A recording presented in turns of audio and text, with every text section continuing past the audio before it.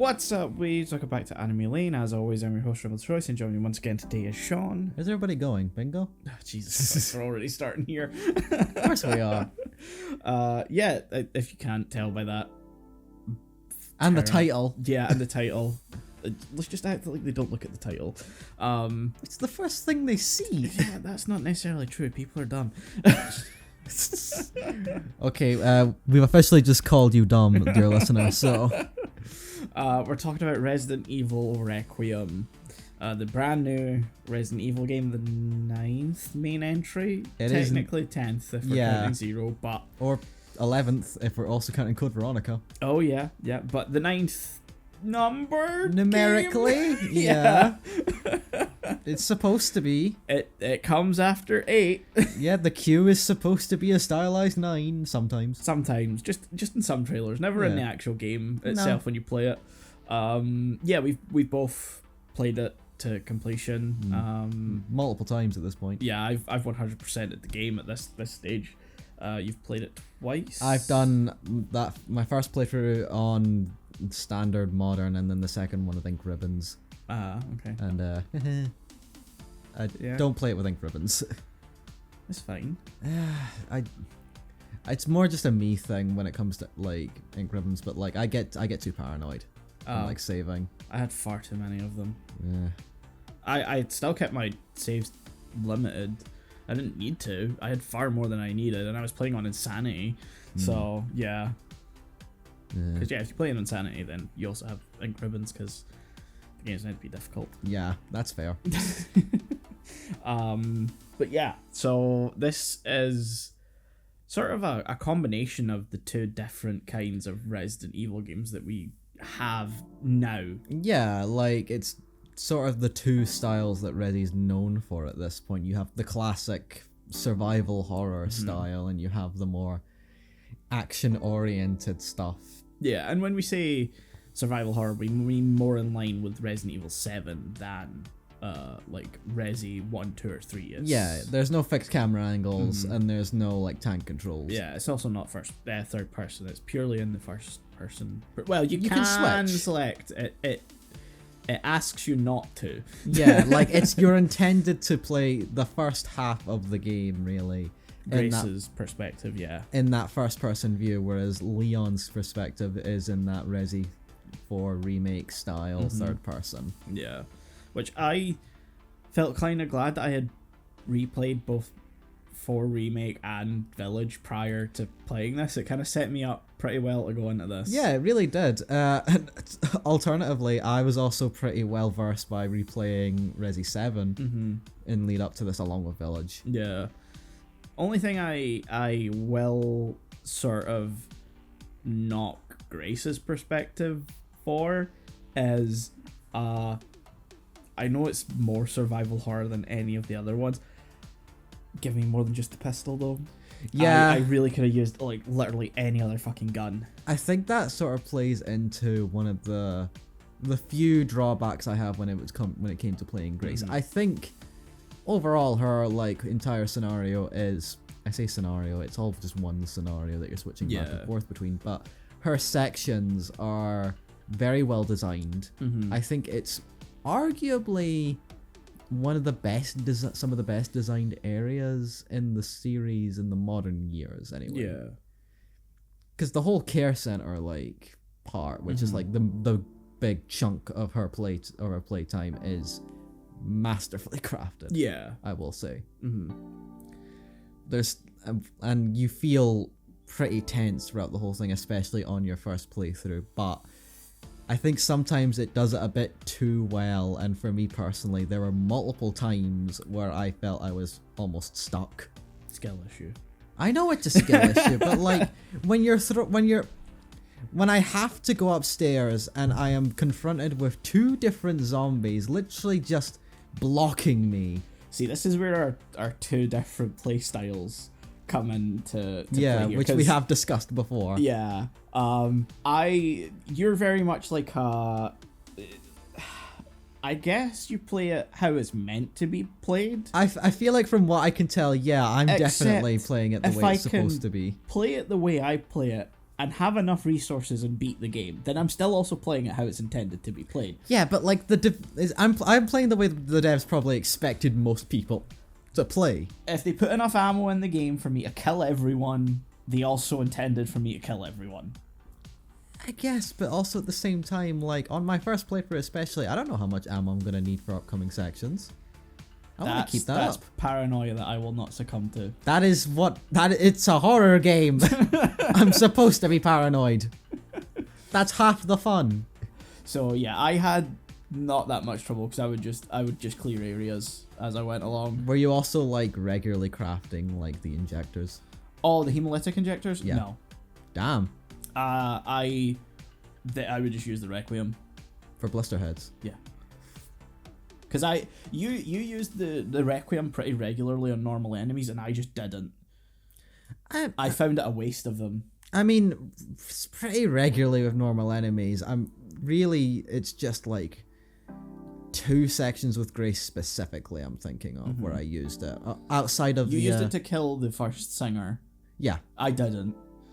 Well, fuck her. I shot her in the dome with my normal pistol. I don't know what it was about that first singer specifically. She just sort of freaked me out a little. Huh. Didn't bother me at all.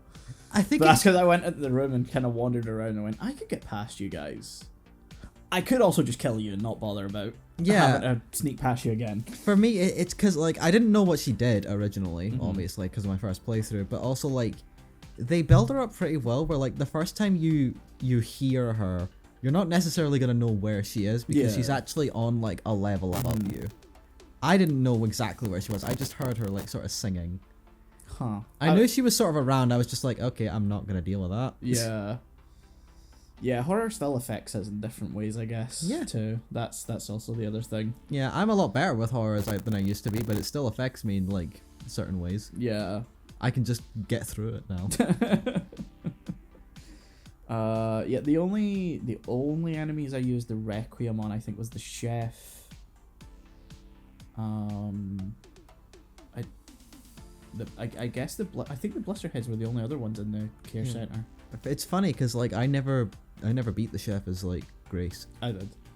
I didn't beat Chunk the first time, but that was because I couldn't be bothered. Like I could have done it if I went and got blood for the hemolytic injectors, but I was like, I don't really want to waste any more time going around to grab that to craft them to then just try and take him out, because at this point I can just go grab Emily and go to the puzzle box and not really worry too much.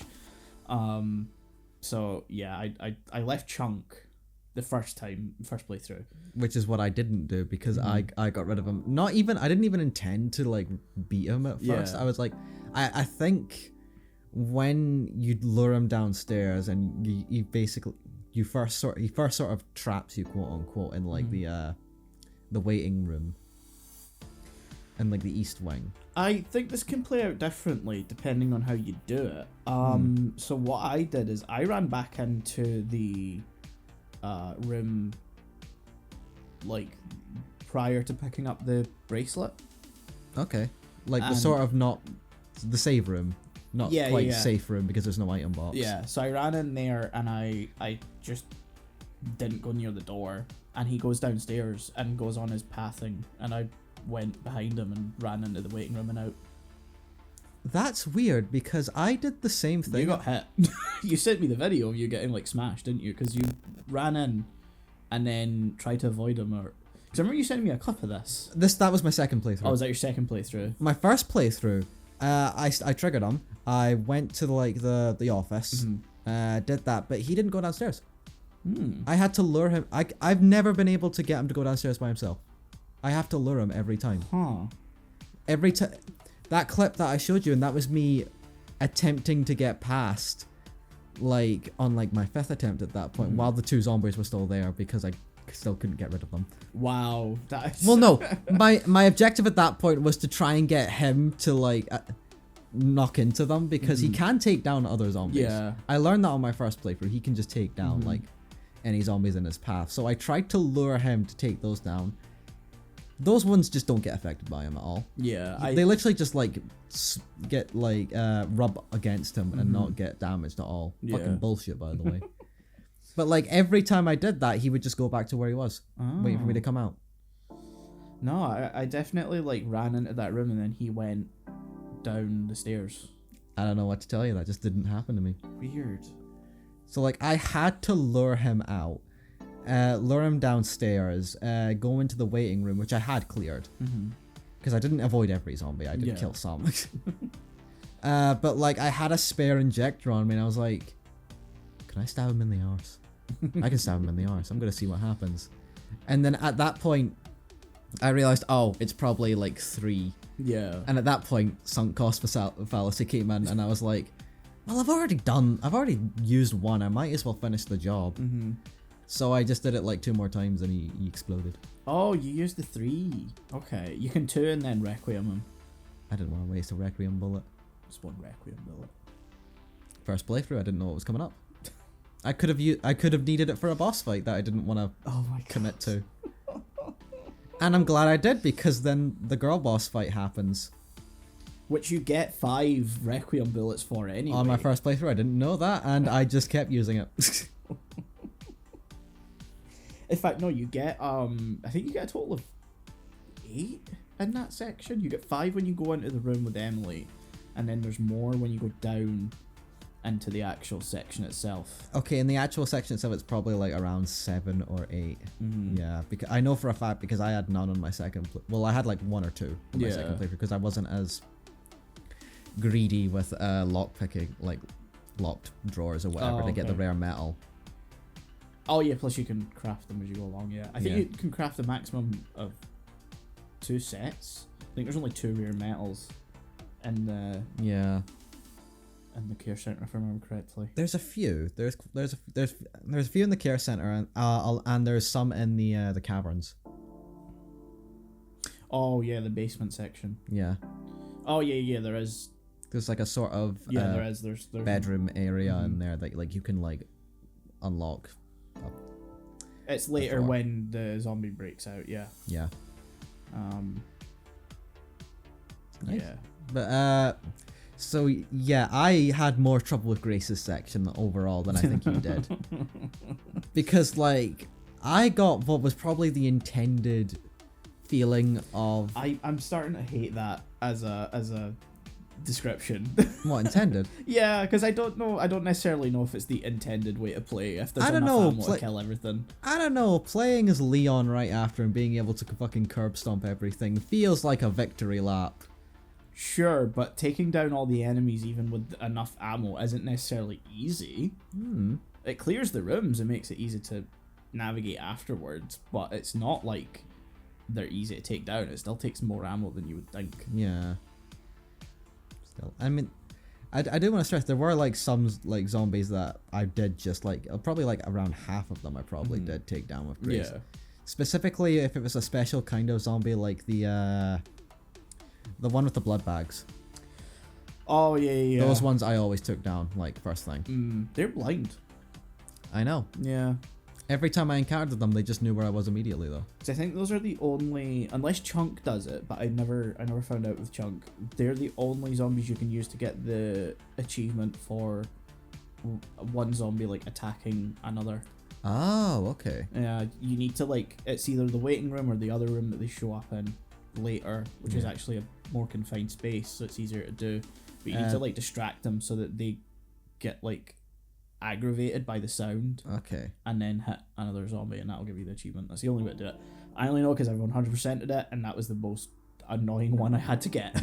Also, the achievement doesn't count with Chunk. Okay. I know, because I still haven't gotten it. Fair. I wasn't sure if Chunk did it, because I couldn't remember if I'd ever had him like attack another zombie before. I think it's because he doesn't really attack. He just sort of like does his patrol, and because he's so fucking girthy. Yeah. The other zombies just get flattened. Yeah, because I don't think he can kill them either. I think he literally just knocks them down. You can kill them. Can you kill them? Okay. Yeah, because like the second light zombie that's in that sort of hallway leading to the isolation like room, that zombie got killed by him on my playthrough, along with like I think another one that was just in the area. So it's hard for me to like kill most of them. I at know. that point, but yeah, no, that achievement was such a pain in the ass to get. It's the other ones up in the records room, like in the like office space section. Yeah. That's the easiest one to get, because if you go round the back of them, you can then just like throw a bottle and it'll like attack the other one that's there, because they're like face to face. That makes sense. In that room. I never used the bottles.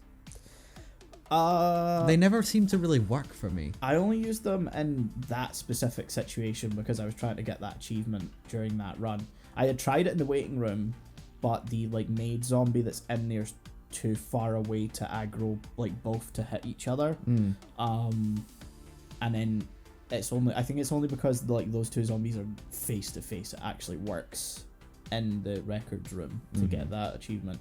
I never used them any other time. I kept them specifically to either make Molotovs or that's what I did. Later on the acid for the liquors. Yeah. But yeah, I never used them for the intended purpose of distraction. No, I was like, oh, that's a cool, neat thing that'll happen. It doesn't work. No, it doesn't. Like the only time I really tried them on like my second playthrough was when I was grabbing. What was it? It wasn't one of the batteries. It was like another thing you have to grab that like triggers the girl to like chase you like right after. It's when you have to sneak into that sort of room. You go in at first, but the waters are like electrocuted because of the wires. So you have to sneak around the back. That's actually the only time I use it as well, because I think that's the only time you're intended to like properly use it to get out of the situation. Didn't do it on my first playthrough though, and I still got out of it just fine. Nice. So, but like on the second playthrough, I threw the bottle. The girl kind of noticed it and then just went on her pathfinding anyway. Yeah, this is the one thing that like I think they've maybe gone a step too far with every zombie having like an advanced personality where they're very strict about their pathing. I'm in two minds because it does feel very restricting. Like I'd say the zombies in the care center are a lot more restricted in what they can do compared to like 2-Make. Yeah. Where like it felt like any zombie could just follow you through however many rooms until like you finally lost them. Yeah. But I also do really like the concept that these zombies have fragments of their personalities and have most of them just have like a character to them. Yeah. Because I like Mr. Lights. That's what Penny calls them in her playthrough. I like the Mr. Light zombies. I like the maid zombie. I do like the concept of the blood bag and what like zombies, even if they just annoy the fuck out of me. I just want to kill them instantly. But yeah, they come with the caveat of more restrictions, more pathfindings, less dynamic. Because even to the point like no zombie will follow you into the main hall. Yeah. They'll just stop dead and turn around, and it's sort of annoying because sometimes you're trying to lead them there to segregate them from the other zombies, and then they just fucking turn around. I think that's part of what fucked me up a little bit, because when I'm playing like the pure survival horror part of a Resi game, I'm basing it off something like 2-Make, where if I feel like I have trouble with, I can have different methods of like making the situation easier, which can lead to like, oh, I'll lure this zombie into this room where I know I've got a better advantage with them here, which will then separate them from that zombie so that I can then take them out easier. You can't really do that here. No, you can to some extent, but not to the extent I think is like super useful. Like again, because that main hall is empty, your natural inclination is to lead any zombie you want to isolate into there, because you can't get them to follow you that far. It's just that the minute they cross that boundary into the main hall, they give up. They immediately don't see you anymore and leave. And that's the one time I had it happen was my first playthrough. I went back up to the door on the upper level that leads to the office where you get the like first cube. There's a zombie there that I thought I had killed. I thought I had taken her down when I first went to leave that way, and I went to go through the door and she rushed me.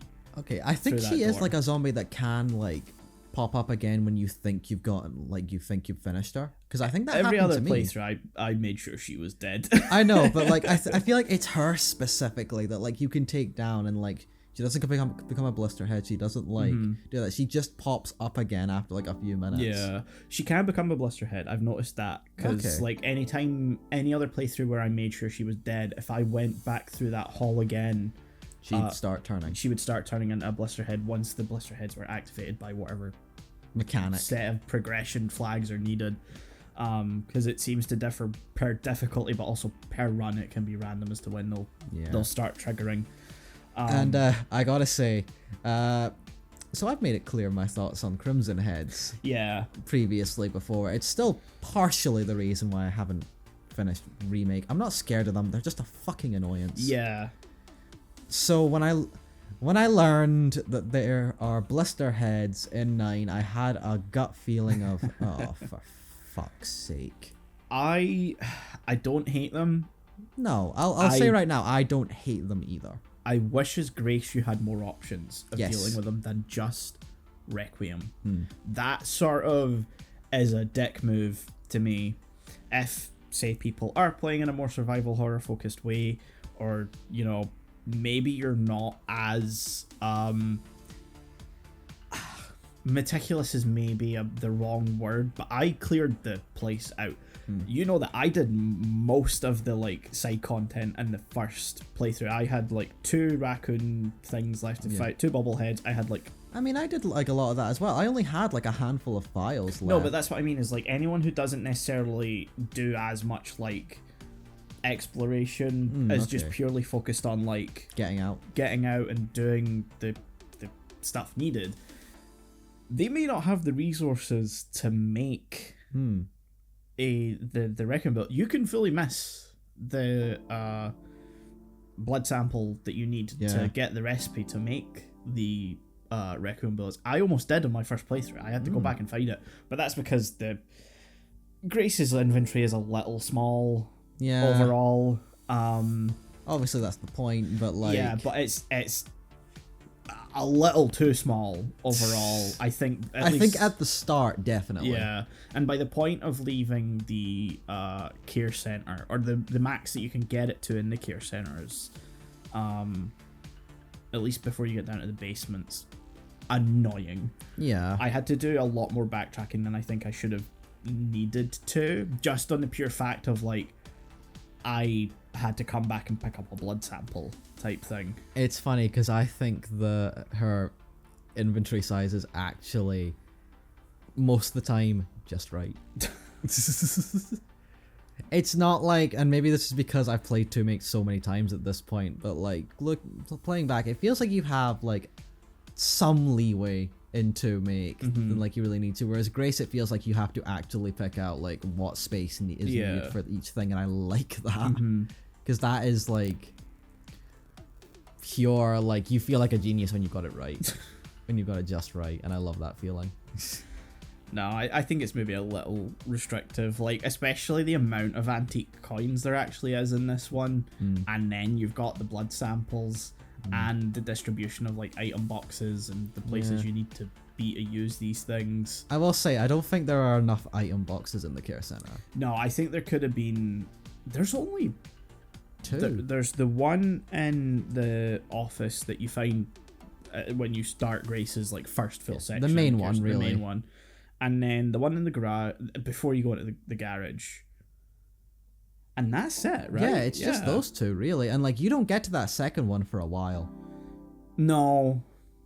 I guess technically you could get it to pretty quickly, because if you got the key card, just went straight through the medical section, right up the stairs, grabbed it, ran back, went through the waiting room, you could get there pretty quickly. I feel like that's not gonna be like something that's gonna happen commonly. Like I was only doing that on my like other runs where like I knew the game, so like I wasn't like specifically looking for the mainly because the game remembers all the files this time round, which I think is very handy for collecting all of them. Yeah, definitely, because I started collecting them again on like the start of my second playthrough, and I was like, wait, these are all just here. Yeah. Okay, that's awesome. But also, like, some of the stuff you need to do for, like, the level 2 band is so easy to remember the actual process to doing it. That I Yeah. just go get that band and then run to the other side to then go into the garage to get that box, because the combination's really easy to remember, so you unlock that. You don't have to do that in order, by the way. Oh, do you not? No. Wow. I know it. The game tells you that you have to do it in order, but you can actually like do that out of order apparently, and it still unlocks. Wow. I only found that out from a fucking Reddit comment. Huh. I've just always done it in order because it's such a Same. simple combination to remember. And then you can, when you're getting that one from there, you also pick up the wrench in that safe room, which then lets you into the other part in that same section to then get the other part for the level 2 band. So once you've played it once, it's not like 2 Make, where I think you need a few playthroughs to really grasp all the different ways to really make the game go faster, if you Yeah. wanted to like tip the scales in your favor of doing a speed run To make it efficient. to make it efficient. Requiem's maybe a little easier to remember everything you need to do. I think it's overly, when you've done it before, it's maybe a little simple. I think it tries to balance its difficulty by focusing more on enemy like difficulty Yeah. compared to like actual area complexity. Because like no, the care center is not as complex as like the RPD. Yeah. You're not finding heart-shaped keys and No, or going to this place and going back up and going basically from one end to the Yeah. other so you can get this one thing that will then take you back here so you can finally move on. Fucking love the RPD, but man. Whereas in the care center, everything feels a bit more enclosed. Like Yeah. everything you deal with in the East Wing is mainly contained in the East Wing, and vice versa. yeah. That being said, I'm talking like someone who didn't struggle a little bit throughout like a good chunk of this. Oh, really? Well, I mean, maybe struggle is like a bad word. It's more just there were more annoyances than I liked because that enemy, all that stuff we've talked about with the enemies, they felt less like dynamic enemies that I could like help deal with, and they're more just like roadblocks Yeah, I that you get need that. to just get through. And admittedly, I don't like that enemy design. I prefer when my enemies are actually something I can like deal with Yeah. dynamically in my own way, and not just here's 2 zombies in a place that's just super fucking awkward that you can't avoid them. You have to fight them, Yeah. which goes against my playstyle because I, as I've said, I try not to fight enemies if I don't think I have to. Yeah. Because that's a waste of resources. I would like the ability to dodge and maneuver and finding pathways to just get past them without really having that much danger, which Yeah. Requiem doesn't like. Yeah. There are too many, like, you have to deal with this, otherwise you just can't. You have to give up these resources. Yeah. You cannot keep these. And it's a good game. I like it. It's just an annoyance. Yeah, I get that. It's not my flavor of Resi. The Leon sections were fucking amazing though, because it's just 4-make again. Yeah. And I fucking love 4-make. I will say my only issue with the Leon sections is New Game Plus, where yes, you get the item box like immediately and like points immediately. I don't like that none of your upgrades carry over. New Game Plus, or as Requiem would call it, New Game half. Yeah, because technically it's just a new game, but there is no in between. Like, you can't just start a new save slot and play the game again as if you've never played it. Yeah. All of these things, as soon as you've played it once, are just put in place. Yeah. Like, as soon as you start a new game, as soon as you start playing as Leon, it's the supply box is just there in that first section, and it's like you need to buy the guns. You don't find them naturally in the game like you did the first time through. You need to buy them again. Yeah. Which is, I don't know. Just let me keep the guns and the upgrades then. I would rather they did the 4-make thing where like you can do a New Game Plus by just hitting continue on your completed save file, or if you want to start afresh, go to a new save file. I don't know why they did this sort of half step. Yeah. Not quite new, fully new game, not quite new game plus. I wonder if it's something they might change in an update, you know? I hope so, because I'd like the option to play like either fully fresh. Especially the Requiem. Like, once you get to like the point of doing multiple different runs, if you're going for 100% or you just want to unlock like infinite ammo to do like an insanity run or whatever, having the Requiem be fully upgraded for Grace once you get infinite ammo just feels like a must. But you can only get a maximum of like 3 upgrades for it prior to it being handed off to her. And the thing with Grace's sections, you can't upgrade the weapons. No. It's only Leon that can do that. And when does Leon get the Requiem back? Halfway through the game, when it turns to his perspective, and it doesn't fucking matter anymore because he has more guns to deal with any situation, that the Requiem's really only useful for boss fights. Yep, because he's Super Agent Leon Kennedy. And look, I'll do kind of love the dichotomy of like you play as Grace, who's like unskilled, no upgrades, you're stuck with what you have and you just have to like deal with it. And then switching to Leon, who is super experienced, has done this shit before multiple times across decades. He knows what to do at this point. Go around and shoot. But for me, it sort of goes against like the Resi thing of like new game plus runs are supposed to be kind of victory laps. Yeah. You know, and I don't think until you get the infinite ammo with Grace, which takes some fucking work, by the way, it's a lot of points to get. It doesn't happen with Grace. No. Like, you can know what to do. It's just you don't have. You kind of just have to do the same thing you did in your first run. You like know? the skill ceiling is sort of lowered a bit compared to what would usually happen. Whereas like if on like your third or fourth playthrough of like 2 Make, you kind of feel like a super agent just with Claire. Yeah. And like being able to be like, okay, this is where we get the rocket, we get the grenade launcher. Okay, suck it. Yep. It's yeah. It's one of those weird things where like without infinite ammo Grace, every single time you play as Grace, your options are so limited. Once you get infinite ammo, then you just use the Requiem the entire time. Yeah. It's sort of a weird balancing act that I don't think they've particularly got for the replayability yet. Yeah. I did enjoy replaying it, but it means that I haven't really done like any great runs in terms of like cutting time off. Yeah.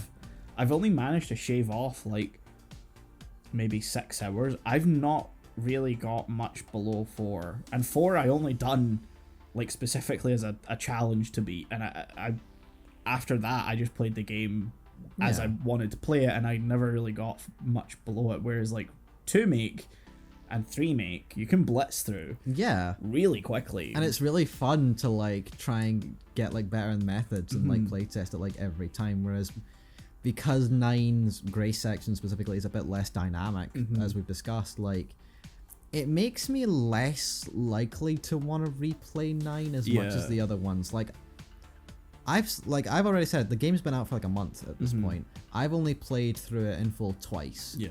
Whereas in my first month of playing like 4, I had played it like 3 or 4 times already. And same with 2 Make. I went through like all 4 playthroughs, like the main ones, in that first like month, and then like I did a few more afterwards, just across like whenever I felt like it afterwards.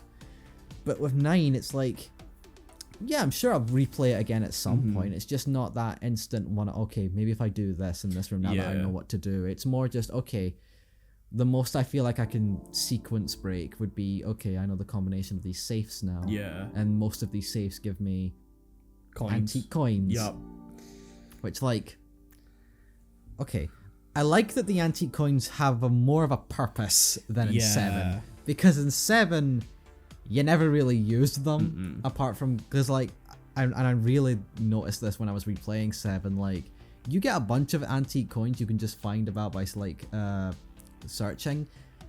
There's no reason to get the Magnum. No. Which is, like, the ultimate prize, because there's so little ammo across the entire game of 7 that the Magnum feels useless. Yeah. And so you're either gonna get, like, I think it's the stabilizer or the steroids. Oh yeah, the one that'll boost your health or boost your ability to shoot. Yeah, I think in 7 you don't even get the steroids at first. You have to, like, it's either the stabilizer or something else Oh, that's okay. also, I don't know, maybe just a healing item or something. It's been a while since I've played 7, so... I wasn't paying that much attention. All I knew is that, okay, the only thing I actually want here is the stabilizer. Whereas, like, in 9, they actually give you, like... It helps that, like, they're only useful in that care section. And they give you up front, like, some pretty good items between the steroids, the stabilizer, extra blood counter capacity, and I think... Is it inventory capacity? Yeah, your first one's a hit... A hip pouch. Yeah, I think they're hip pouches still. Yeah, we'll just call them hip pouches. So those are all really useful. So you actually have reason to go, okay, maybe I want this right now and I can come back for these. Yeah. The only thing I'll say with that is that it's too easy to find enough to unlock all of them extremely quickly. They give you plenty of spares. Yes. But that's only because during Grace's last section they were like, oh, if you have 5 of them, you can craft something with blood from them. I can't remember what it is. It's maybe more bullets. I don't know. Probably. But that's why there's more of them. Oh, okay. I think it's so you can craft Magnum bullets or Requiem bullets, maybe? No, Grace doesn't have the Requiem in that section. Must be just normal bullets then. Yeah. But you can craft something with them. Okay, yeah. Yeah. Dumb. Yeah. So, like, again, it's that two minds thing of, like, I like that they gave them more of a use, but I also kind of hate that now they're more prominent, which means if I'm opening a safe and I just get antique coins, I'm like, well, fuck, I was hoping for something else. Yup. Because you can very easily just, like, immediately get the 6 needed to get the blood collector upgrade. Yeah. Then very quickly find enough to get the rest of the openings, to open the rest of the cabinets, and then that's it. You don't need to go back to the parlor whatsoever. Yeah. Also, you can unlock another one in that room by playing the roulette. That's what that's for. Yeah, it only lands on 3 different numbers, and if you shoot the right number, then you'll get an antique coin. You have to shoot it. Okay, yeah. That makes sense. Can't shoot all 3. I tried that. Doesn't work. Okay, I wondered what the fucking point of that was, because from what I can understand, you can just play with it. Yeah. And it just always lands on the same number, and you're like, oh, that's a neat little thing you can do. It only lands on 3 different options. It's like black 17, red 15, and I only ever got something. like black 29 or whatever, that like every single time. So I thought it was just like a fixed animation. No. That you could just play for your own amusement. You could have shot black 29 and got an antique coin from that.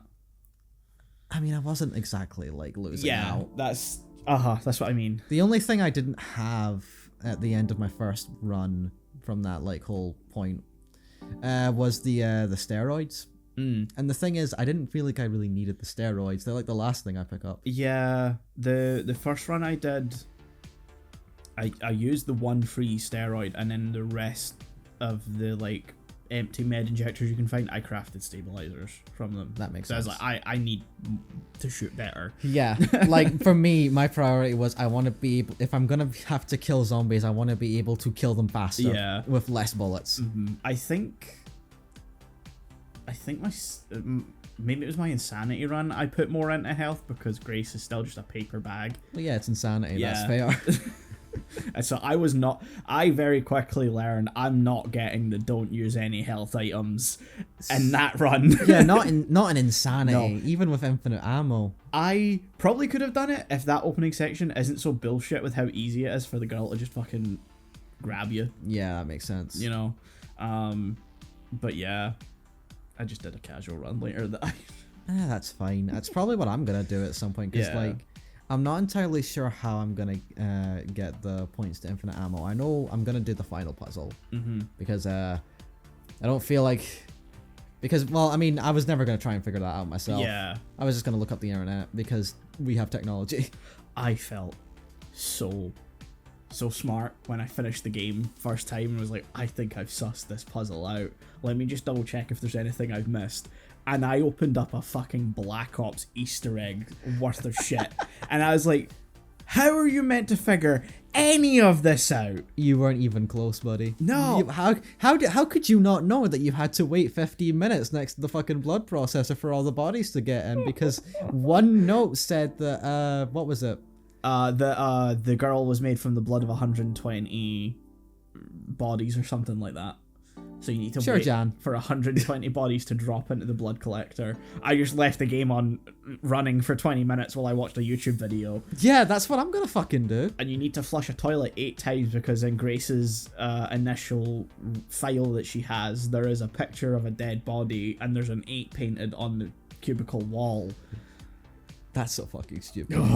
I did wonder what the fuck flushing the toilets was about, though, as well. That seems to just be the one part that, like, they threw in for the lols. For the fun. There's no, like, tangible connection between the rest of it. I thought there was a puzzle in that room for the first bit where it's like, oh, do I have to lure her with, like... Do I have to lure, like, the maid zombie that's in that room with, like, the flushing so that I can activate whatever's going on with the bloodbath, which at that point I didn't have the blood collector, so I had no idea what all the blood was for. And when I got that, I was like, oh, it's just a blood dump. Yeah, but you can flush the toilets in there for some reason. What's with the flushing? It's not until you, like, told me about, like, some steps of the final puzzle that I was like, oh, that's what those fucking things are for. Because, like, I had figured out, you know... You'd grab the hand. I'd grab the hand, because I turned around and was like, why can I pick this up? I just had a hand in my inventory. I'll admit I didn't do that, because at that section I just immediately made a U-turn because I was like, I want to get out of here now. I want to play as Leon again. So I picked it up and I was like, can I do anything with this? And I googled it because I was like, what do you do with this? I need a hand. Like I'm just sitting with a hand in my inventory and I'm like, where do I go from here? How do I make this handy? So I Google, like, what is this for? And so then they were like, so I found out, you know, take it to the blood processing machine. Which, you know, is so natural. Yeah, that's my first immediate thought. I'm going to go take this to the blood processing machine. A severed hand. Well, I mean, yeah, if you can pick it up, what else are you going to do? Scan it. So I took it there, solved the puzzle, which isn't a puzzle really. It's just clicking 3 dots. And then it gives me like a DNA sequence, and I'm like, okay, I don't know what to do with this. It comes up with like a message, like looks like. It says thanks for playing or something. No, it's like that. Let's play a game. Oh, or something. let's play a game. That's it. You know, full on Saw. Yeah. So So I know that for a fact because I did do that on my second like playthrough. Just be like, okay, let's just do this part because I can pick it up, and it's gonna annoy me now that I know I can pick it up. So I did that, moved on because I was like, well, I don't know what to do from here. But then as I progressed the game, there's different like things you can find where, like, when you get to the when you leave the care center and head to the like room that you put the DNA helix thing in to start the elevator, there's an hourglass that you can pick up that I was convinced was the actual thing I needed. I didn't realize. I picked up that same thing. I had that in my inventory, and like I didn't use it because then I found the sanguinous venus. Yeah, I didn't immediately find the sanguinous venus. I was so convinced that I wasn't doing something right with the hourglass. Yeah, we are canonically calling it the sanguinous venus, by the way. So I picked that up, and I'm like trying to figure out, like, I'm putting it in, it's like nothing's happening, it doesn't fit, and I'm like, am I missing something? Is there something I'm meant to do? Just fucking fit in there. So I opened it, and I turn it, and I'm like, oh, the sand actually moves and goes through. Yeah. So I was like, maybe I need to, like, wait and let it go through. So I let it go through. All I find is that there's just, like, a clue at the top of that for the final puzzle, which is, like, the distance of the sun from the Earth or something like that in light years. I can't remember which. It's one of them. Of course. Then later you find, like, a note that has, like, again, the next one is like the moon or something like that. And then during Leon's section you can find the star, and then there's another clue during Leon's section that's like, ignore one of the letters that's in that sequence. Okay. It's like, oh cool, I found everything I need. No. You stupid I bastard. don't know how you're meant to figure out the rest on your own. Yeah. Like, that, I felt like I was like, I'm so surprised that I clocked all of this. Yeah, like I'm kind of surprised because I did, like I said, I picked up the hourglass thing, but I was like, oh, that's a neat thing. I thought it was a red herring. Yeah. Oh, one of them's printed on the side of the blood sampling machine. Oh, that makes sense. Yeah. I didn't clock that until I think my second playthrough. So I think I was missing one of the letters. I knew the doll had to have something to do with it because they let you pick up the doll and there's nothing you can do with it. But that doll's nothing to do with the puzzle. It's sort of something, isn't it? No, not that one that you can pick up. Okay, but still, a doll is part of the thing. You need to do. It's a clue to say that a doll is part of something. You need to do the puzzle. I know, you get it at the end. And then you get the doll. You get a doll, a different doll. It's still a link. Yeah, but it's nothing to do with that doll that you can pick up and expect. I don't know. You're doing the thing again. This is such a small part. This is like saying this, like the spider fight isn't a fight or whatever. No, it's the girl. The spider fight is a fight. The girl's not a boss fight. Okay, dear listener, we've had an actual argument about this before. I made the cardinal sin of calling the girl boss fight a boss fight, and you were like, it's not a fight actually. It doesn't count as a fight, and I'm like, it is. I said I don't view it as a fight. You said it didn't count as a fight. I said I don't view it as a fight. You said it didn't count. Whatever. Let's just move on. I didn't want to bring it up, okay? Because it's still pointless. Sorry, that was just really funny. Where were we? Final puzzle, the doll thing. Oh, okay. Yeah, you get the doll and then you need to do a different playthrough, annoyingly. You can't finish it in one run. You have to then get back from the basement again, pick up the hand again. The doll will still be in your inventory at least. You need to take the inventory, the hand, the doll, and Emily to the one in the office in the East Wing, and then put in the right combination and you'll just hear a laugh. And that's it. And that's it. That gets you something like 30,000 points to spend in the shop. It's far too much effort. Yeah. For like something that's not really tangible in the game itself. I don't get it. I don't know. Capcom wanted to do a secret Easter egg thing, and I don't think they did it quite as well. Yeah, I don't know how anyone figured the whole thing out. Like, I want to say data mining, but no, I think someone actually did figure it out, and then it was data mined. Yeah, it was when I was doing my first playthrough. It hadn't been fully figured out yet. It wasn't until I was doing my second playthrough when I had finished it the first time that I think everyone had finally. I'm saying everyone. Someone had sussed it out. Yeah. And I was I read it all and was like, I don't know how it was meant to figure out the rest of this. Like, I'm surprised I figured out what I figured out, but I don't know how I was supposed to figure out flush the toilet 8 times, wait for 120 bodies to fall into this blood pool. You can't kill them when you're doing that section. You've got to kneecap them so that they actually go into the blood the blood turbine things, or it doesn't count. Thankfully, I do that all the time anyway. I think on my first run, I was just shooting them in the head because that's just like my go-to of like, just go down easier, please. For me, I think it was that moment where I did think maybe kill like 1 or 2 of them, but I was like, no, I could just let them wait, and that's when I clicked, oh, I should be shooting them in the leg because that'll just stumble them. Yeah, I think I had a lot of ammo during that section, so I wasn't really that fussed during the first run through it, whether I shot them in the head or kneecapped them and they went into the turbines or whatever. But yeah, no, that final puzzle was I'll do all that. It's probably on my next playthrough. Yeah, it's not enough to unlock infinite ammo.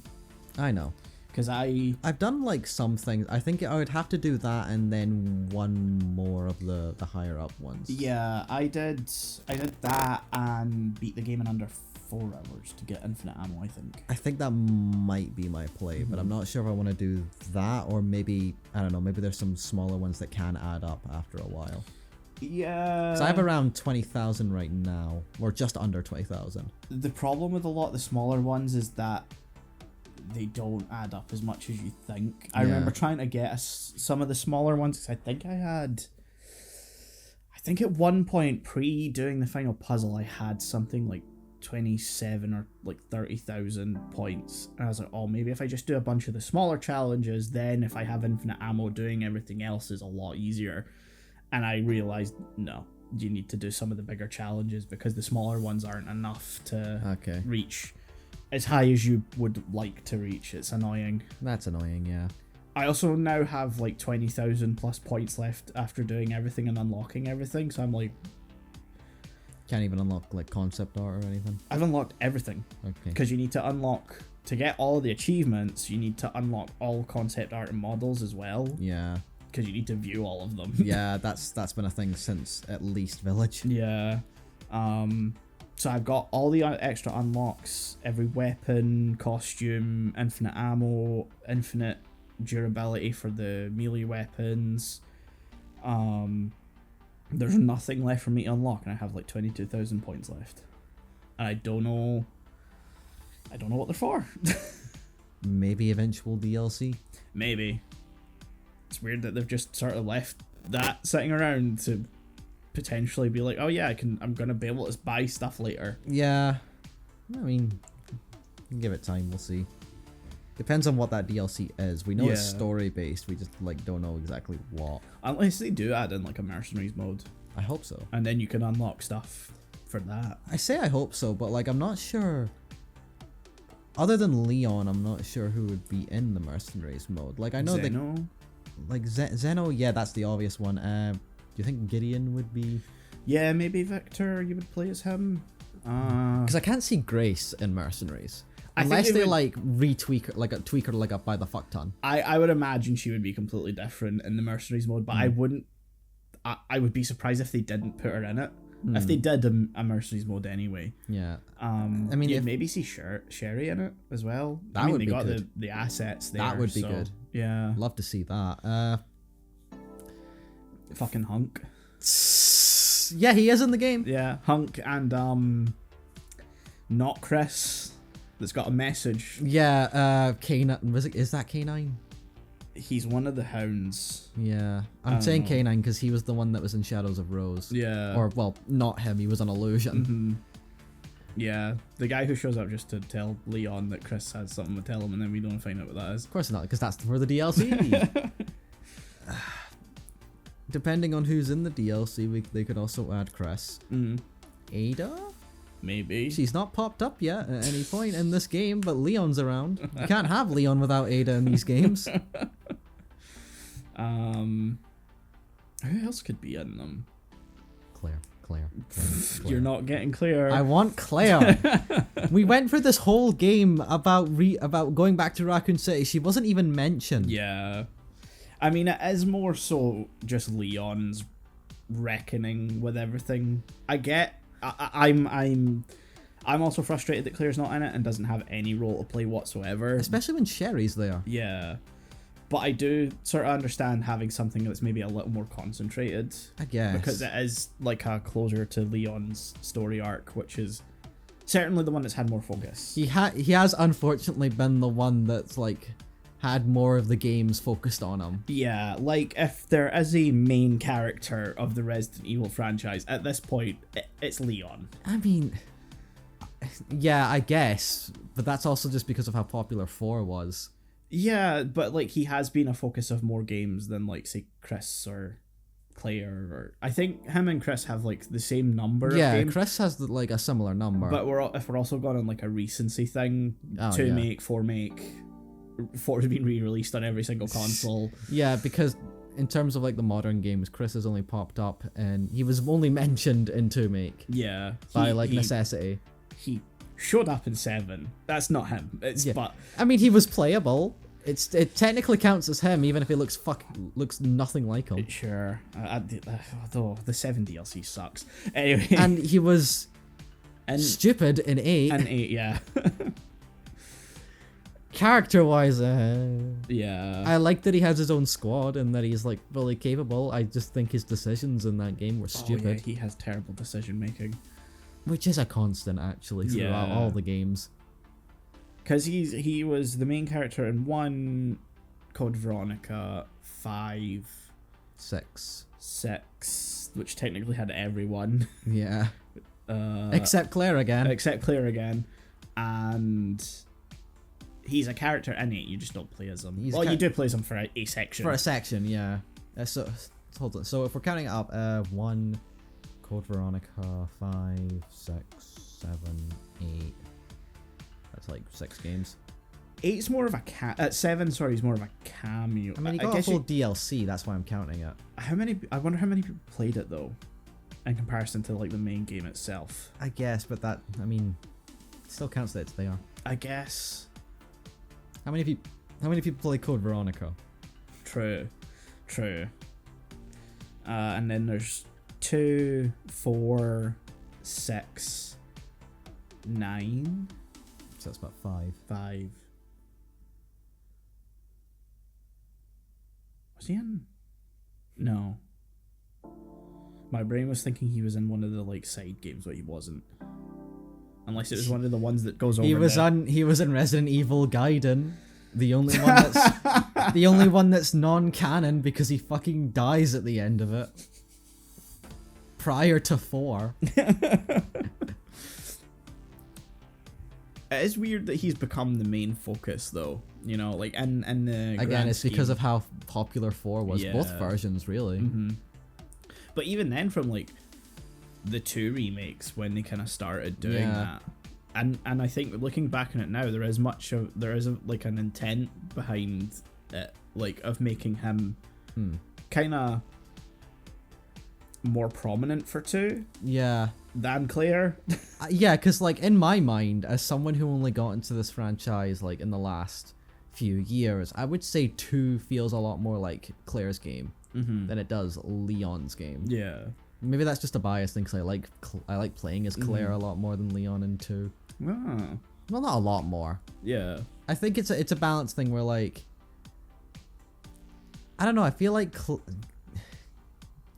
was going to say weapons thing, but Leon also gets the shotgun, and I love the shotgun in 2. So I don't know. I just like Claire more in 2.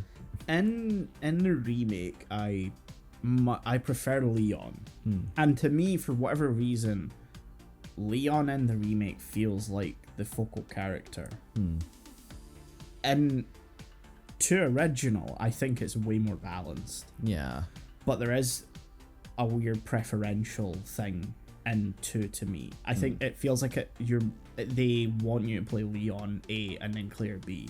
Ah, okay. You know what I mean? Like it's, I don't know how to phrase it, and maybe some of this is skewed by 4 remake, Requiem. It could be a retroactive thing. I think it's also obviously we didn't play the original 2 originally like physical, but Leon was disc 1. Oh yeah, you're right. And in 2 make, Leon is the first character that like is highlighted in the character select. Yeah. But I think 2 has the benefit of like their scenarios are different, like majorly different, whereas everything's more standardized. Yeah, that's the big criticism remake. with 2 make, especially when you've played the original. It's that like Claire A and Leon B is it's not like completely different, but it's a pretty different telling of events compared to Leon A and Claire B.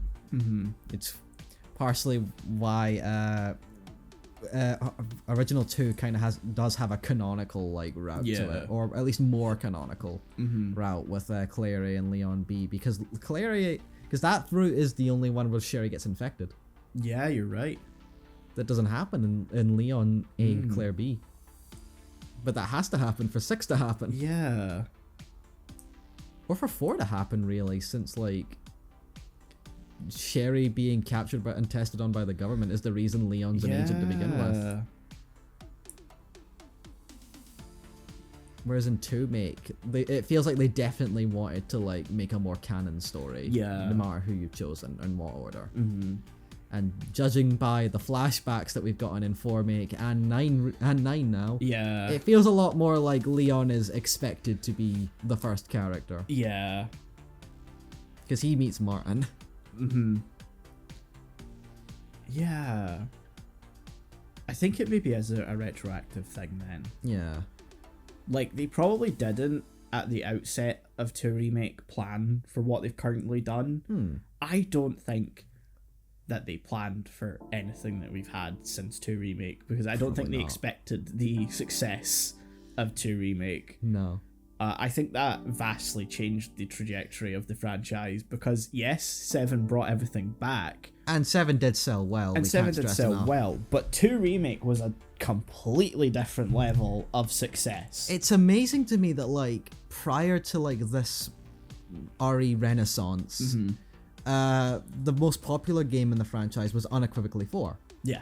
And so everything after that was kind of living in the shadow of 4. It's why 5 and 6 were the way they were, and why and partially why the franchise kind of went dormant for a little bit because it didn't really know what to do. Yep. Then when 7 came out, it was a big reset, and then they were like, well, we could maybe do a remake of 2 since everyone's been asking for it for like a decade now. We might as well see if we can get on the ground. And then fantastically, 2 Remake fucking skyrocketed. Because even I, like, back then, I wasn't interested in Resident Evil at all, but I was getting, like, wind of how, like, popular it was, and, like, everyone was playing it. And now it's become the best-selling game in the franchise. I think it's officially beaten every version of 5. Wow. I think. Damn. If it's not, it's come close. Yeah. Which is still amazing. And 2Make has done its own thing of, like, completely reinventing the survival horror, like, genre as we know it now. And given us a whole slew of remakes of classic survival horror games. Thank you, Silent Hill 2. So it's wild to me that now you could, in the modern day, you could arguably say the most popular game in the franchise is 2. Yeah. Which would have been insane to say, like, just a decade ago. Yeah. It's kind of crazy because, like, I think if 2 Remake hadn't been as successful, then we would still see them persisting with the 7 Village style. We definitely, I don't think it's possible we wouldn't have had Ethan killed off in Village. They would have continued on that storyline. I think he would have had at least another game after Village, if not more. Because, and I don't think there would have been such an attempt in the files of 8 to marry up the continuity. Yeah. And then that further happen in Requiem and is it, which one is it? Is it 4 Make that has like a file for 8 or something? No, I think it's maybe just Requiem. Nah. Village has the notes with Mother Miranda's like base at the end that ties Spencer into it and basically says that she was the inspiration for Umbrella, which it's kind of stupid. Yeah, Grace mentions her in her final or mentions something about like the events of Village in her final report, right? She doesn't go into massive detail, I know that. But if she does mention it, it's really not that much because I can't remember. But the most I remember of Grace's report at the end of 9 is that it ties in like everything else together. The with connections, the family, Tricell. The moment Tricell popped back up in like 9, I was like, oh my god, they actually remembered that. They actually remembered Tricell happened. It feels like there's an attempt to have a more consistent continuity that I think if 2 Remake hadn't been as successful as it is, I'm not sure we would have gotten that. We probably would have had something else for 9, because and I do actually appreciate that they're trying to streamline the continuity, because when you really look at it like in order of like the original timeline, you can tell that like Shinji Mikami decided to just get rid of Umbrella like off screen at the start of 4, and the rest of the franchise has had to live with that for this whole time, because they were the main bad guys and then they just swept it under the rug, and it's like, oh fuck, oh shit, what do we do now? It was also like 7 games of them just making shit up as they went along until 7, well, not 7, but like 2 Remake came out and they started being more consistent. And like character stories especially were just like throwing shit at the wall as well. Ada is like the prime example of that. They had no idea what the fuck they were doing with her throughout anything up until I think honestly 4 Remake. Yeah. Because like, I'm sure I've mentioned this before, Ada in 2 is just like a covert spy for like another company. Then in 4 original, she's working for Wesker, but also secretly working for an organization that is never referred to ever again and is never expanded upon. In 6, she's just a merc for hire. Yeah. Doing shit because she wants to. This happens in the CG movies as well. She's just doing criminal shit. Yep. And then in 2 remake, they're like, okay, we gotta figure this shit out. Here she's still just another vague spy, and then it's only in 4 make that it's like, okay, no, she's just a merc. Yeah. There's no organization. She's just someone that's hired because she does her job well. And maybe she's married now. I don't know. Yeah. I wonder if like part of the Ada thing is the reception to the recast for 4. Maybe. Because she's not... Say something nice. Look, I love her in 4. I think the design's great. I think they nail the characterization. That sort of red jumper dress thing she's got is the best look she's ever had. Yeah. The only problem is the... I don't know if it's the voice acting or the voice direction. It's not. It's not. I think she does a little better in separate ways. A little bit. I'm not saying it's like super fantastic, but like, especially in the base game of 4 remake, she sounds so bored. Yeah. It's a very lifeless performance. Yeah, and I don't know if it is a direction thing, because I can imagine Capcom directing the actress to be like, okay, she's supposed to be detached. She's supposed to be a bit emotionless because she's a spy. She has to like close off all of her feelings to do what she does, even though she does kind of care for Leon a little bit. She's not allowed to really show that. No. Yeah, it doesn't work though. No, it doesn't. She just comes off as bland. So I wonder if they're just not sure what to do with her because of that. Could be it. Maybe she did get married to Leon, and that's just where they're like, okay, we don't know what to do with you. You're just a wife now. She got baby. Yeah, she's taking care of multiple kids at this point. Just Emily, Grace, even though she's a full-blown adult. Look, no, Grace isn't an adult. She needs to be cared for. She works for the FBI. Baby. I want to hug her.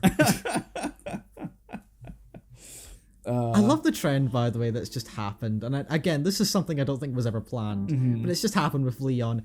Every single game, he finds a sad young blonde chick to protect. In 2, it's Sherry, even for just like 5 seconds. Yeah. In 4, it's Ashley. In 6, it's Sherry again. Yeah. And then in 9, it's Grace. It's Grace and Emily by proxy. By proxy, yeah. Even though he shoots her. You didn't shoot her vitals. You have to shoot her heart, but that's not her vitals. I find that so fucking stupid, because every single boss in this game has just their heart on display, and that's what you're meant to shoot. When he said that, I just straight up went, bullshit! I shot her in the fucking head multiple times. I feel like they just wanted to, like... Because some of the Resident Evil games can have, like, very depressing endings, or, like, things are kind of just bleak. Because of the way Requiem's story was kind of headed, with it being Leon's Requiem with Raccoon City, it was meant to be a more kind of hopeful and like upbeat ending that they wanted to go for, even if it was at the cost of some logic. Yeah. I mean, especially because like the end of 9, I'm assuming you're not picking the bad, stupid, evil ending that no one would ever think to pick.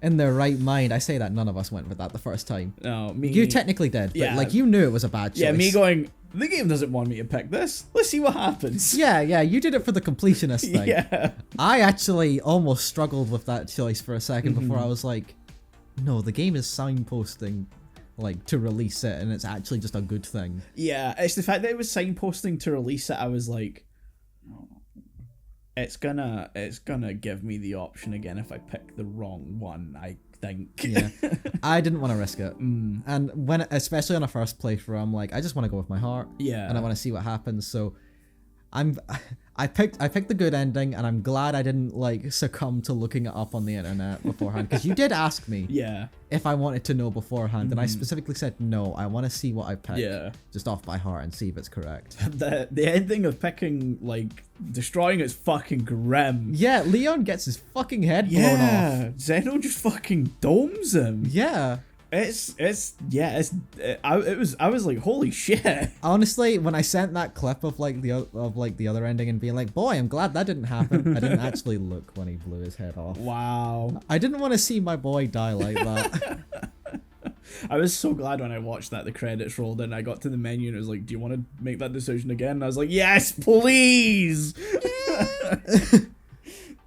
I do appreciate that when I did my insanity run and got so fucking fed up trying to fight Victor that I just copped out and did the destroy Elpis ending, that it didn't put me at the main menu and ask me again.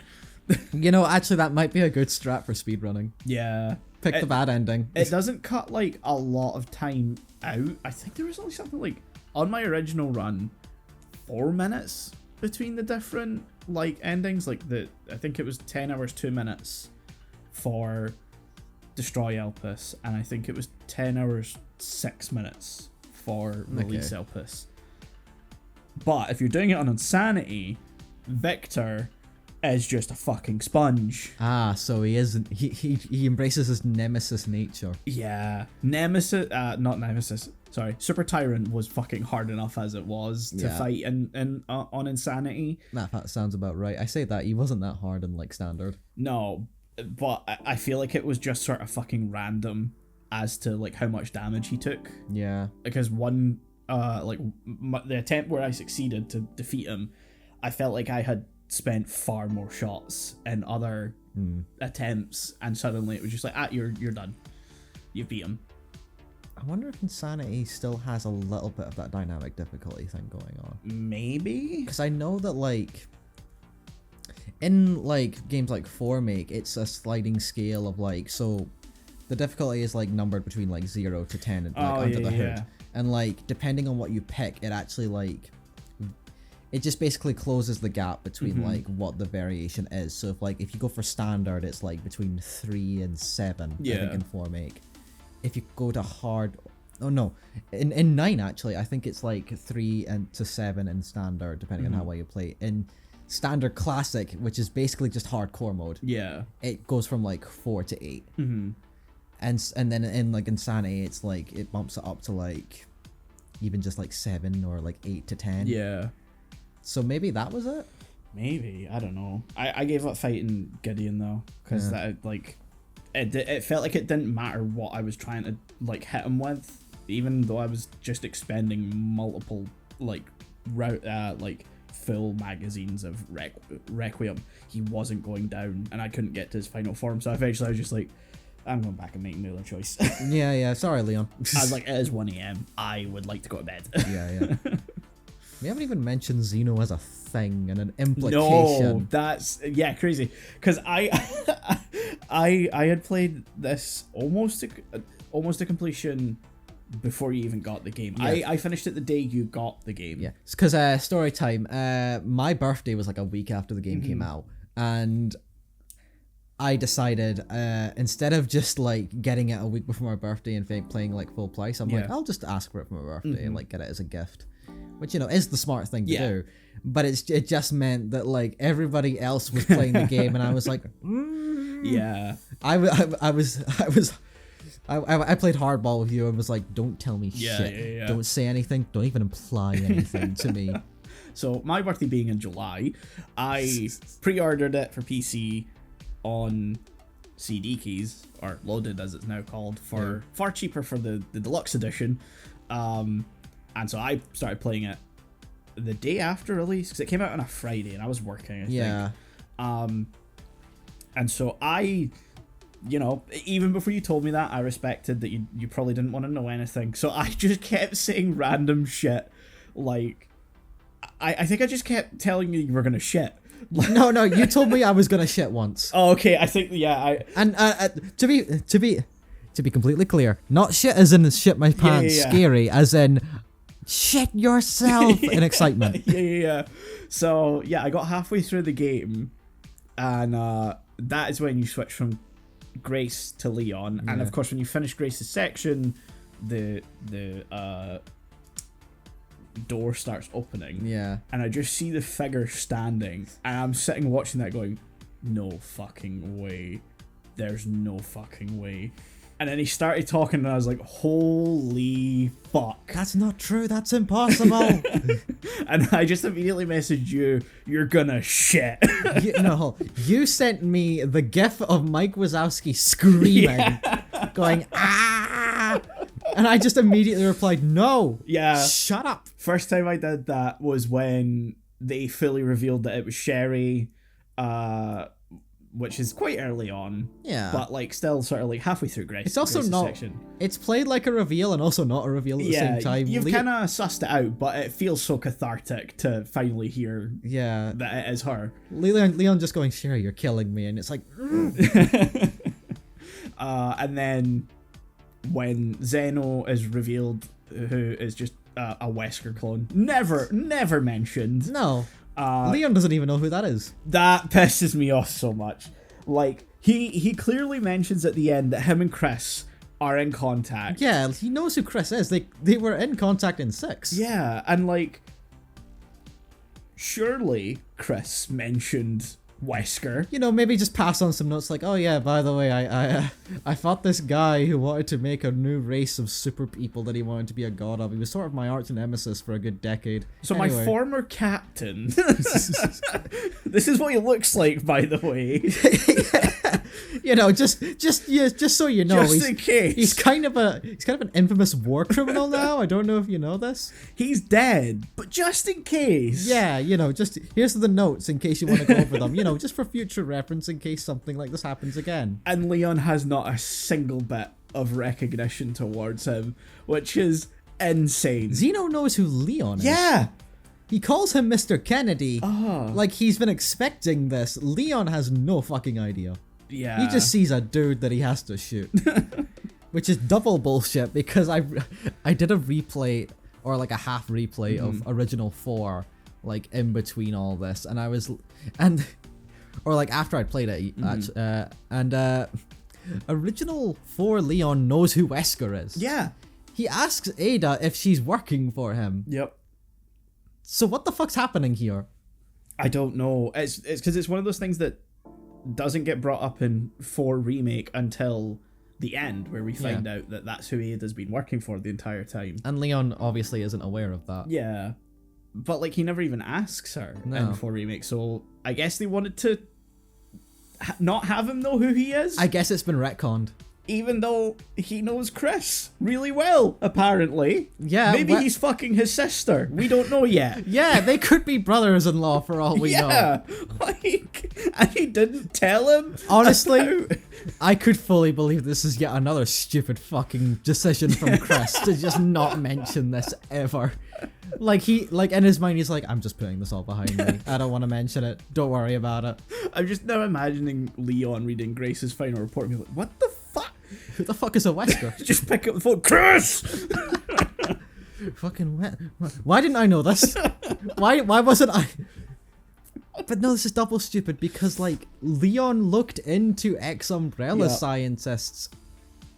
We know he's capable. He has the ability to like have people look into it because he asks Hunnigan in 4-Make to do a background check on Luis, and and that's how he finds out that Luis is ex-Umbrella. Yep. And he goes ape shit. This feels dumb. This should have happened. Yeah. Also, the fact the game never ever once refers to him as, like, he's referred to as a pale imitation. Yeah. But there's never once any mention of Wesker himself. He's only credited in the credits as Zeno. Yeah. It's his mocap and voice actor, but from 4-Make, for 4-Make, yeah. But like, there's never actually reference to him as Wesker or a Wesker clone. Yeah, it's literally only just implied, and by implied I mean he looks and talks exactly the fucking same. Yeah. He even has the same fucking dress sense. Yeah, he's got the sunglasses. He's smoking. Wait, does Wesker smoke?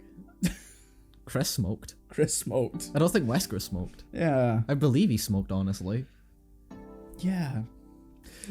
Anyway. Yeah, so, but like, Xeno's in the game, that has implications. Yeah. He's working with the connections, which also has implications. First time they've been mentioned in a long time. They kind of popped up, like, in all seriousness, yeah, they've not popped up again since 7, but they were mentioned in 8. Oh, yeah, you're right, yeah. I forgot about that. So, like, they are a line that Capcom is trying to, actually stick to. And thanks to Grace's report and what we see in 9, it's now sort of implied that every not Umbrella company since 3 at least has been the connections all along. Yeah. Which a lot of people are going to be like, well, that's just a bullshit retcon. I say, fuck it. We didn't have any sort of continuity to begin with when it came to this. I welcome it. It makes so many of those companies no longer just throwaway now. Yeah. It also makes it feel... I prefer the connections as the people behind it all than the family. Yeah. Which was a thing that they did for, like, 2 games, and then... They tried it in 6, and they might have mentioned it in one of the Revelations games. I'm not sure. Yeah. I haven't played them in full yet. I haven't played them in full either. I've only played, like, a first bit of Revelations 1, and I was like, eh. I didn't mind Revelations 1. It's just the one time I actually sat down and tried to commit to it, I ended up with COVID again. Well. Well, fuck. I mean, that's not the game's fault. No, it's not the game's fault. It just doesn't make me want to go back to it that much. For me, it's just like I got to the first boss and I just didn't have a fun time. That's fair, yeah. And none of the rest of the game really gripped me enough to keep me coming back. It was a pretty frustrating experience from what I played of it. I think I got a bit further on than where you got, but... And I don't want to start 2 without playing the first one, even though I know 2 is probably unrelated, because 2 follows Claire. Yeah. And, like, someone else. I think Barry shows up. I think so, yeah. Yeah, or his daughter. But that's also, like, when Capcom was trying to copy everyone else, so Revelations 2 is also episodic. Yeah. Good old 3DS episodic game. 2 wasn't even a 3DS 2 wasn't game. on the 3DS, was it? The first one was a 3DS game. Yeah. 2 was just a console game that was episodic. Yeah, God. because, Telltale was popular at the time. Oh. Episodic games were the cool thing. I kind of feel bad saying this, but I'm so glad Telltale died. I mean, for what they were doing to the industry, Yeah. I liked their games, mostly. Yeah. I liked the Back to the Future one. I only played Game of Thrones and... Oh yeah, I played Game of Thrones. Season 1 of The Walking Dead. I don't think I played any of the other ones. The only other like episodic game I played was Life is Strange, which was good. It's just so of its time. Yeah. As in, it's cringe. There's no other way to describe it. It's cringe. It's cringe. It's embarrassing. I need to play Life is Strange. It's pretty good. You hate the fandom though. Oh, I do. Ugh. I know, because we brought it up randomly like in the last week, and you were just like, oh. Yeah. And I looked at you like, really? You hate Life is Strange? I don't hate the game. I kind of just feel mid on it now, in the sense of like I liked it when I played it at the time, but I also feel no compulsion to go back and play it again. And it was a decade ago. And now it has somehow got like 4 sequels. Or it's got, so you've got Life is Strange, you've got Before the Fall, which is a prequel, you've got Life is Strange 2, which is a completely different storyline. I know about 2. Got True Colors. Okay. And there's a new one, Double Exposure. Okay. Or maybe Double Exposure was the last one and there's another one coming out. Oh, okay. The fact that it's just kept going is what shocks me the most. But yeah, it's a very like hipster cringe fan base. Yeah, I know. I feel like I haven't played the game, but for me it reeks of early to mid 2010s Tumblr, and Big I say Quirk that Chungus, yeah. That's what I kind of. I think you just aged me by like a decade, and like I say that like I wouldn't have been full into Tumblr if I just signed up for it back then. Yeah. Because I am a Tumblrina in spirit. I admit that. But, yeah, I do feel it would be very, mid-2010s energy. Yeah. You can say cringe. It's cringe. It is. But, yeah, that... so the connections might be... Or the family might be wrapped up in, like, whatever that was doing. But that was before the franchise got its big reset. Yeah, so, yeah. They're dead now. Mm-hmm. Good. Yeah. We've been talking for a while about this. I know, and I don't think it was fully on the game. No. As always, we went on so many different tangents. We didn't even talk about fucking Gideon. No, he's or the just... motorcycle section. Gideon's so funny because, like, he is the big bad, and then he's just not. He's... Okay, I said to you, like, just before I beat the game, I've never had a game have its main villain get his story hijacked like this since Ganon. Or since Zan by Ganon in Twilight Princess. Because it's all... you can sum it up in that one clip of him, like, in the, like, lab... laughing and then just walking out. I love the blood lab so much, just in every part of it. And that is like the golden part of that whole scene where he's like, he locked in. And that you can sum that Gideon is there and then he's not. I love that, like, once you've played the game and you really think about his plan, you realize he's a fucking idiot. Yeah. Like... He causes an outbreak in the middle of a street just to slow Leon down for no other reason. Yep. Which could have completely exposed his whole operation first off. He needs Grace for his, like, since she's the key to whatever he thought Elpis was gonna be, but he constantly puts her in danger. Yep. And he sucks at finding her. And then he completely misinterprets, like, his mentor's, like, entire life's work that he's been building towards because he thinks it's like some doomsday sort of, like, mind control virus or whatever, and it's like, nah, it's a cure. And then when it's revealed to him, he's like, this was the true genius all along. It's chaos. No, dude. No. You're just making shit up.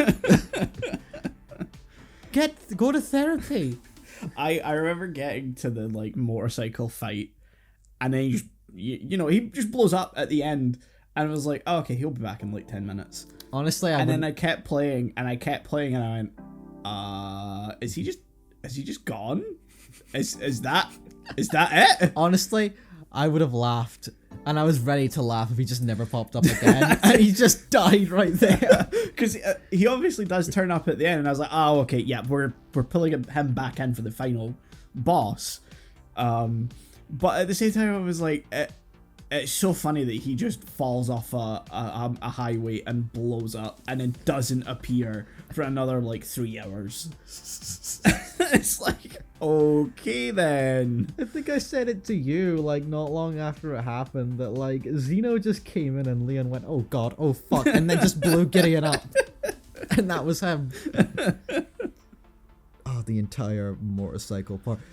Honestly, all of Leon's, like, sections to me, specifically, because I'm someone who fucking loved 4-make, and this is just more 4-make. Yeah. Maybe not quite as, like, in-depth, but I don't care.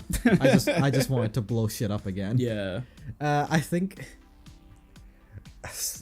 I described it as, like, that meme of someone going, this fucking sucks, and it's this, and then it's just literally the coolest thing ever.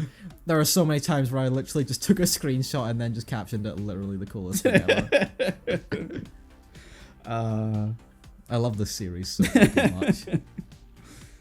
I will say, having done everything, like, to 100%, those bobbleheads, the ones that I missed, are evil. Yeah? The placement of them is pure fucking evil. Okay, I don't feel dumb for not recognizing them. One of them is during the sequence where you're protecting Grace when she's breaking into the church. One of the, like, gate ballard, like, pole in the distance has a bobblehead on it. What's this fucking Wii Sports archery bullshit? The other one, when you're in Raccoon City and you get to the top of the, like, first building and you're scouting the, like, areas you need to go. See the highway that runs parallel to that building? It's in a bus that highway. I was like, how the fuck are you meant to just discover them on your own? Okay, fuck you. Like, you could call me an idiot for not, like, finding all the Mr. Raccoons in 2 make, because they're in sort of not too difficult to find places if you just do a bit more exploration. I still haven't gotten all of them yet. I haven't gotten them all. And or will not Mr. Raccoons, the ones in the Castellans. And I did go out of my way to get all of those because it does give you an infinite knife. Yeah, that's a worthy reward. In 4 make especially, but like that's evil in 9. Yeah, it's that bugged the shit out of me. Yeah, fuck you, Capcom. I know how it is. Final question before we wrap up: where would you rank it? Fuck, that's tough. I know. Just as a follow-on to our ranking from our retrospective like a year and a bit ago now. It's the thing is, I think it's going to take some time. Because right now, I think there's a recency bias in my mind of like, it's the first one where when I sat down and played it when it's come out, I have put in the effort to 100% it. The rest of them, like I did multiple playthroughs, but I never felt the drive to 100% it. But I also think that that's maybe an indication of how simplified things are with Requiem, because some of the other ones you look at the stuff you need to do to get 100% and like, it's just exhausting. You gotta beat 4 make on professional on S plus professional and only 15 saves under 4 hours, otherwise you ain't making it to 6, buddy. Yeah, that's exactly why I'm like, I don't really want to do that. I'm gonna attempt it at some point. I probably will as well, but there's also stuff like, you know, make it through the minecart section without taking any damage. I'm like, I know I could just play it on the easiest difficulty to do that, but I did it. Yeah, cool. Good for you. I've tried it both on PC and PS5, and I think I just get too frustrated. That's fair. You know, like, because I'm paying too much attention to, like, don't take damage. Yeah. You're missing all, like, the other stuff. Yeah. I say that I've made it to the mines on my 4 make replay at this point, because I did restart again. I'm on my playthrough number 12 now. In 3 years, let's go. But I did stop at the mines, because, like, it's a part I can stop at for a little bit before, you know, I had a whole week of being busy. Yeah. But that being said, oh god, okay. If you're not sure right now, you can just like, I need to double check my like. Where would you rank it? I'll flip the question on you while I check my backlog. Oh god, oh fuck. No. I think, having just replayed a lot of the recent ones are what's fresh in my mind, and if I recall correctly, it was mostly the recent ones that were at the top of my list when we ranked them. I think, I don't know if I still have like the note here on my phone, but I do think having just replayed 7 and 8, I think I'd bump it just above those two. And I did like 8 a lot, but I think where I would put it now in my rankings, I'd put it between Village just below it, and OG4 just above it. That's crazy, because I think that's where I'm putting it too. Damn. Because so a refresher of my top rankings: number 1 is OG2, second is 4 remake, 3 is director's cut of OG1, 4 is 2 remake, 5 is OG4, 6 currently is Village, 7's 3 remake, 8's 3 original, 9 is 7, 10 is 5, 11 is Code Veronica, and 12 is 6. I would probably rank it about 6 and knock Village down to 7. Damn. Well, it's funny because 8 is a little bit higher on my list than it was for yours, because refresher on mine, top for now is still RE4 remake. It is a flawless game for me. just below it is both versions of 2, because I couldn't decide which one I liked more. I think nowadays, maybe if I had to pick between the two, maybe original 2 would just bump out the remake, but that's just because of how more cohesive they are and how like dynamic the stories are. Then I've got original 4, then I've got RE8. Okay. Because I'm not sure if I'd keep it there now, but right below that is RE1 original, RE3 original, Okay. then RE7, then 3 remake, Okay.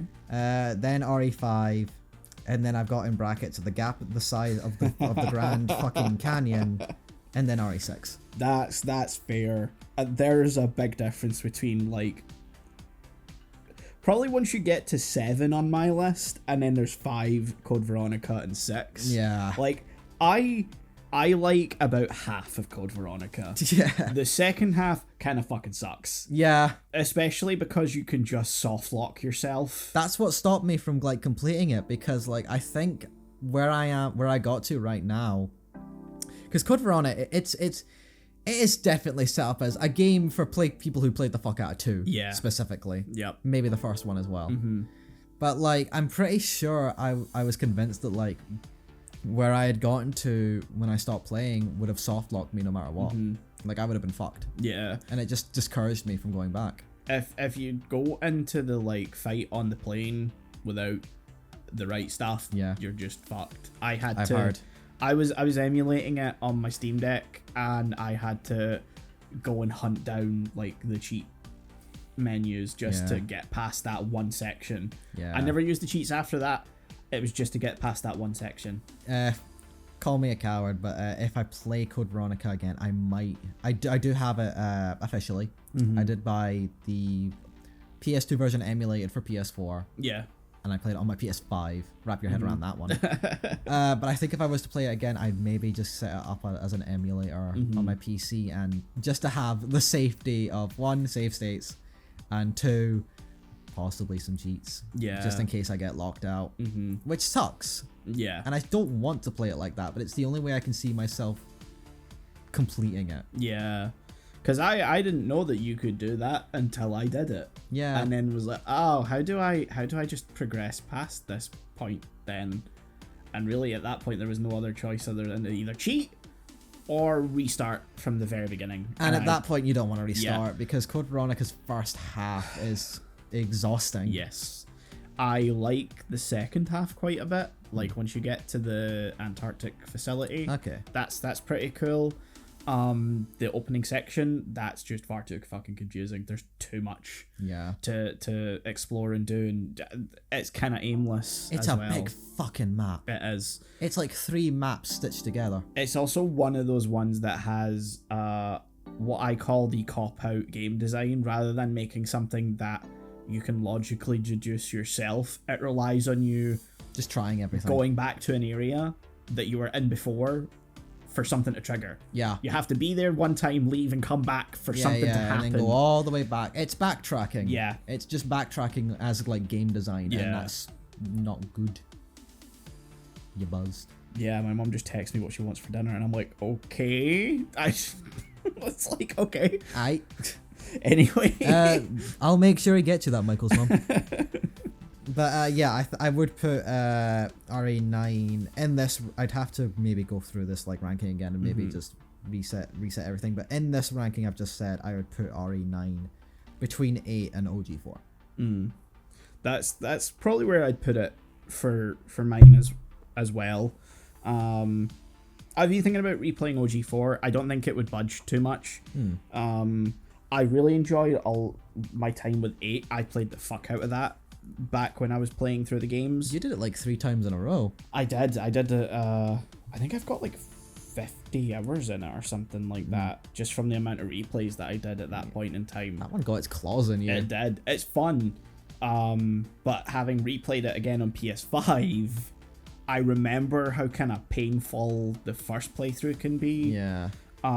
It more so in the sense of the cinematic openings. It's the same issue I have with 9 at the start. Okay. Where it just kind of takes a bit too long to get going. Yeah. Yeah. That's fair. It's funny. I've been thinking about replaying original 1, or maybe even again trying remake. I will admit, remake and 0 have been popping into my mind. I wish 0 was actual co-op. Yeah. Because I'd love to like try that out with you. Yeah, shame it's not. No, it's just bad. Yep. Anyway, we've been recording for almost an hour and a half. Damn. In fact, no, we're almost at an hour 40. Yay! I'm looking at that's dumb. Sorry, I've been dumb. I've been looking at the little like recording track where it has the time code. I didn't notice that Audacity has just a massive time code at the bottom of the screen. Yeah, it does. I've just never noticed that before. Can you tell I'm not used to using the software yet?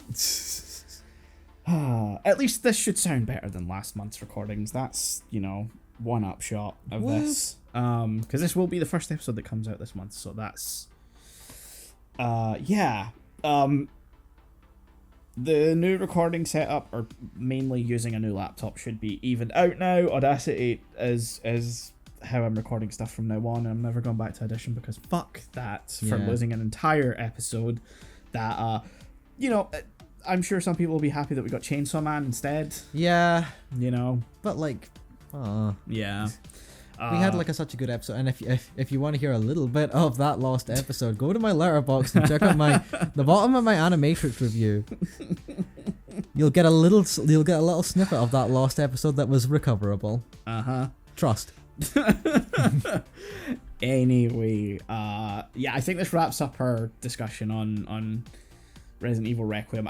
There probably is so much more we could talk about with the game. We kind of talked a lot about Grace's section, not so much about Leon's and stuff like that. But maybe there's a part 2. Maybe where we ramble even more. But yeah, thank you for listening to this episode of Anime Lane. Look forward to next week where you can hear us discussing Die Buster and Chainsaw Man Resi arc. So yeah, bye.